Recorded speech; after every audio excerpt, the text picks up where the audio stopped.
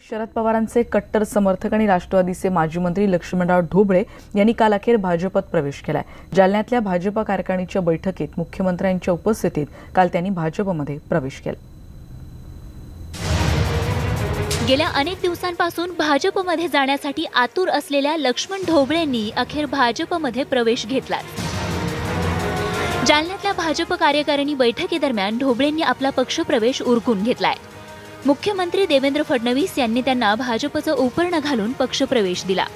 ढोबळे हे राष्ट्रवादीचे माजी मंत्री देखील आहेत आणि याच मंत्रिपदाच्या काळात त्यांनी मोहोळ, मंगळवेढा, अक्कलकोट या तालुक्यांमध्ये कार्यकर्त्यांची मोठी फळी उभी केली आहे। त्यामुळे त्याचा भाजपला नक्कीच फायदा होऊ शकतो। प्रशांत परिचारक यांच्या MLCच्या प्रचाराच्या निमित्तानं मी भाजपच्या कामाला सुरुवात केली आणि पक्षात नसलो तरी भाजपचे कार्यक्रमाला उपस्थित राहण्याचं काम मी गेली 4 वर्ष करत होतो। आज त्या पक्षानं मला प्रवेश दिला। दरम्यान ढोबळेंच्या भाजप प्रवेशाने सोलापूर लोकसभेसाठी इच्छुक असलेल्या अमर साबळेंना आणखीन एक प्रतिस्पर्धी निर्माण झाल्याचं बोललं जात आहे। हे शक्य झालं नाही तर त्यांना विधानसभेसाठी मोहोळमधूनही उमेदवारी मिळू शकते। त्यांची कामगिरी जी होती त्या कामगिरीच्या माध्यमातून त्यांनी महाराष्ट्रभर कार्यकर्त्यांचे जाळे विणले आहे आणि त्यांचा संपर्क त्या जुन्या कार्यकर्त्यांशी आजही आहे। त्याचा फायदा भारतीय जनता पक्षाला होईल यात कुठलेही दुमत असण्याचे कारण नाही। प्राध्यापक लक्ष्मणराव ढोबळे यांचे एक राजकीय दृष्ट्या जर विचार केला तर राजकारणामध्ये त्यांचं उपद्रव्य मूल्य भयानक आहे हे कबूलच करायला पाहिजे। विरोधात असणारे कार्यकर्ते सुद्धा प्राध्यापक ढोबळे यांच्या विरोधात मंचावरून बोलतील, मात्र वैयक्तिकरित्या त्यांची येऊन भेट घेतील व माझं तसं काय बोलण्याचा उद्देश नव्हता।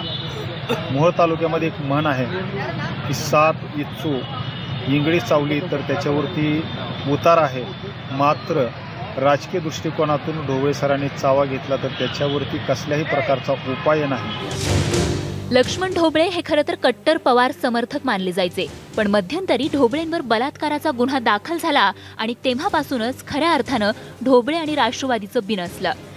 या गुन्ह्यामधून बाहेर पडल्यानंतर ढोबळेंनी भाजपत जाण्यासाठी धडपड सुरू केली होती आणि त्यासाठी त्यांनी मध्यंतरी थेट नितीन गडकरींचेच पाय धरल्याचे फोटो देखील सोशल मीडियातून व्हायरल झाले।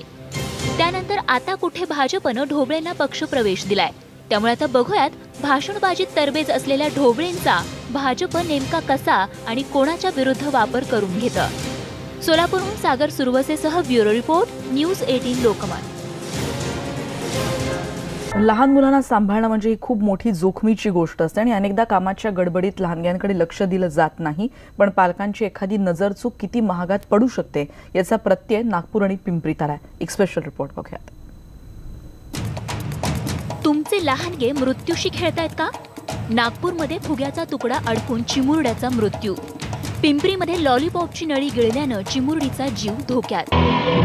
नागपूर आणि पिंपरीतल्या दुर्दैवी घटना म्हणजे तमाम पालकांसाठी डोळ्यात जळजळीत अंजन घालणाऱ्या आहेत। नागपूरमध्ये फुटलेला फुगा फुगवण्याच्या प्रयत्नात फुग्याचे तुकडे घशात अडकून 6 वर्षीय मुलाचा दुर्दैवी मृत्यू झालाय। त्यामुळे सानिध्य उरकुडेच्या बाबतीत घडलेल्या प्रसंगातून सगळ्यांनीच धडा घेण्याची गरज आहे। फुगे फुगवत होता आणि खेळत होता, त्यावेळी फुगा त्याच्या श्वसन नलिकेमध्ये अडकला। त्याचे नातेवाईक जे कोणी होते त्यांनी स्वतः काढण्याचा प्रयत्न केला आणि खाजगी दवाखान्यात सुद्धा घेऊन गेले होते। मी हॉस्पिटलच्या वैद्यकीय अधिकाऱ्यांनी सांगितलं की हा मृत्यू झालेला आहे। हा खेळताना अतिशय दुर्दैवी प्रकार झालेला आहे। लहान मुलांनी फुगे फुगवताना वगैरे नातेवाईक जवळ असणे जरुरी आहे। पिंपरीमध्ये घडलेली दुसरी दुर्दैवी घटनाही अशीच डोळे खाडकन उघडणारी। अवघ्या 6 वर्षीय आरोही कोहिणकरचा लॉलीपॉपचा हट्ट तिच्या जीवाशी बेतला असता। प्लास्टिकच्या कांडीसह तिनं लॉलीपॉप गिळल्यानं आई वडिलांच्या पायाखालची जमीनच सरकली, मात्र डॉक्टरांनी प्रयत्नांची पराकाष्ठा केल्यानं अनर्थ टळलाय। बेडवर आतमध्ये बेडमध्ये खेळत होती, तर खेळता खेळता तर ती चॉकलेट खाता खाता पूर्ण लाळ घशामध्ये रिलीज झाली आणि त्याच्यानंतर मग ती पटकनी घशात लॉलीपॉप गेली आणि त्याच्यानंतर मला कळलं की म्हणजे असं ती खोकल्यासारखं करायला लागली ना अचानक ती अजून आतमध्ये गेली. पण ऑपरेशन करताना काळजी नाही घेतली तर त्या आमच्या दुर्बिणीने सुद्धा आतड्याला इजा होण्याची खूप भीती असते. दुसरी गोष्ट एवढ्या लहान वयात भूल देणं सुद्धा थोडंसं रिस्की असतं. तर हे सगळं बघता ऑपरेशन करणं खूपच चॅलेंजिंग होतं आणि अजून त्याच्यात महत्त्वाचं होतं की ते लक्षात येणं सुद्धा खूप अवघड असतं. नशिबाने ह्या केसमध्ये त्या मुलीच्या आईच्या लक्षात आलं की ते मिसिंग आहे तो पार्ट, ते खूप महत्त्वाचं होतं आणि हे प्लास्टिकचा पार्ट होता त्यामुळे एक्सरेत कधी कधी दिसू पण नाही शकत. आरोहीच्या आईवडिलांइतके सानिध्याचे आईवडील नशीबवान नव्हते आणि त्यामुळे कोणत्याही सर्वसामान्य घरात या घटना घडू शकतात. नकळत्या वयातील मुलांचं संगोपन म्हणजे जणू तळहातावरचा फोडच आणि त्याचमुळे कामाच्या नावाखाली तुमच्या चिमुरड्यांकडे दुर्लक्ष करू नका. नागपूरहून प्रवीण मुधोळकरसह पिंपरी चिंचवडहून Govind Bakade, bureau report, news 18 Lokmat.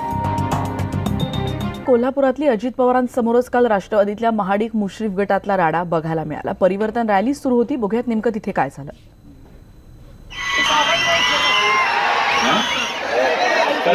आमदार मुश्रीफ साहेब भेटला. सगळ्यांनी शांत राहा प्लीज. आवाज बंद. शांत राहा, कृपा करून शांत राहा. कृपया शांततेचं सहकार्य. आवाज अजिबात काढायचा नाही. एकदा साहेबांनी सांगितलं की विषय संपला, आपण यावं आणि आपलं मार्गदर्शन आम्हाला करावं.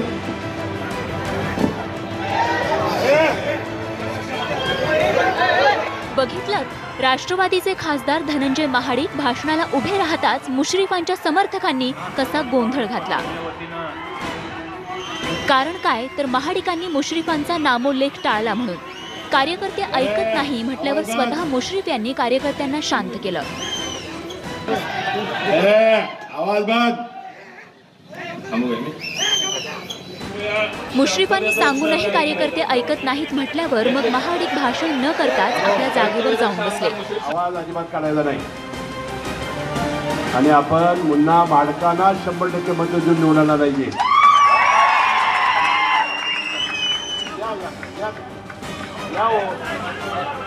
पण मुश्रीफांनी पुन्हा विनंती केल्यानंतर महाडिक भाषणाला उभे राहिले आणि सभा पुन्हा सुरू झाली. मुन्ना साहेब, एकदा साहेबांनी सांगितलं की विषय संपला, आपण यावं आणि आपलं मार्गदर्शन आम्हाला करावं. महाडिक मुश्रीफ गटातली दुफळी लक्षात घेऊनच अजित पवारांनी कार्यकर्त्यांना प्रेमाने 4 खडे बोल सुनावले आणि पवार साहेब सांगतील त्याच उमेदवाराचं काम करण्याचे आदेशही दिले. पवार साहेब राष्ट्रवादी काँग्रेस पार्टीचा जो उमेदवार देतील तो उमेदवार कुणी असेल, तो धनंजय मुंडे असतील किंवा अजून कुणी असेल, त्यांच्या पाठीशी आपण स्वतः उमेदवारी समजून मुश्रीफ साहेब, मी काय म्हणलं, सॉरी धनंजय महाडिक. अरे थांब रे, अरे बाबा थांब, सकाळी सकाळी मला जास्त त्रास देऊ नको. धनंजय महाडिक असतील किंवा आणि कोणी पवार साहेब देतील तो उमेदवार, माझी तुम्हाला हात जोडून विनंती आहे की कुठल्याही परिस्थितीमध्ये साहेबांच्या समोर मुश्रीफ साहेबांना कमीपणा आणायला लावू नका, कमीपणा वाटून देऊ नका. ही माझी तुम्हाला सगळ्यांना आग्रहाची, नम्रतेची, कळकळीची विनंती आहे. आणि मी हे तुम्हाला आवाहन करतो मित्रांनो, यावेळेस तुम्ही माझं ऐका. परत तुम्हाला व्याजासकट सगळं भरून देण्याची जबाबदारी ह्या अजित पवारची असेल, अशा पद्धतीचा शब्द मी आपल्या सगळ्यांना देतो.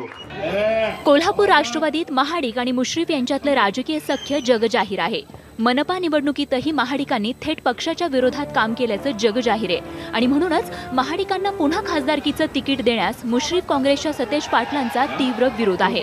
पण तरी देखील पवारांनी महाडिकांनाच तिकीट देण्याचं जवळपास निश्चित केलंय आणि त्याच नाराजीमधून मुश्रीफ समर्थकांनी हा राडा घातल्याचं बोललं जात आहे. त्यामुळे आता बघूयात अजित पवारांच्या आदेशानुसार तरी मुश्रीफ समर्थक खरंच महाडिकांचं काम करतात का ते.